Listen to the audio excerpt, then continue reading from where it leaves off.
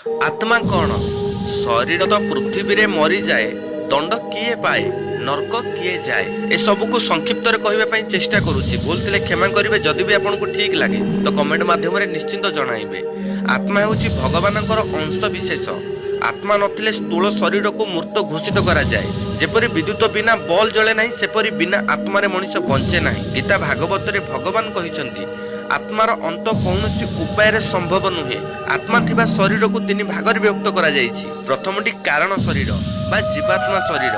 ଯେଉଁ କାରଣରୁ ଜୀବାତ୍ମାଙ୍କୁ ଶରୀର ମିଳିଛି ବା ଜନ୍ମ ମିଳିଛି ତାହା କାରଣ ଶରୀର ଅଟେ। ଦ୍ୱିତୀୟଟି ହେଲା ସ୍ଥୂଳ ଶରୀର।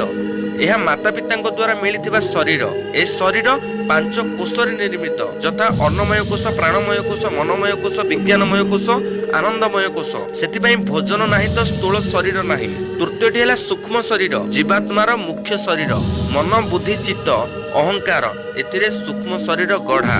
ଏ ସଂସାରରେ ଯେତେବେଳେ ସ୍ଥୂଳ ଶରୀର ମରିଯାଏ ସେତେବେଳେ ଯମଦୂତ ମାନେ ସୂକ୍ଷ୍ମ ଶରୀରକୁ ବାନ୍ଧି ନିଅନ୍ତି। ବାନ୍ଧି ନେବା ଅର୍ଥ ହେଉଛି ସୂକ୍ଷ୍ମ ଶରୀର ମଧ୍ୟରେ ଆତ୍ମାର ପ୍ରବେଶ କରାଇ ନିଆଯାଏ। ଆମେ କରିଥିବା କର୍ମକୁ କର୍ତ୍ତା ମାନି ନେଇ କର୍ମର ଦଣ୍ଡ ପାଇଁ ସୂକ୍ଷ୍ମ ଶରୀରକୁ ନିଆଯାଏ। ସେଠାରେ କର୍ମଫଳର ହିସାବ ହୁଏ। ଯଦି ଆମେ ପୁଣ୍ୟାତ୍ମା ହୋଇଥିବା ସୂକ୍ଷ୍ମ ଶରୀରରେ ଦେବଲୋକ ଯିବା, ପାପାତ୍ମା ହେଇଥିଲେ ସୂକ୍ଷ୍ମ ଶରୀରରେ ନର୍କ ଲୋକ ଯିବା।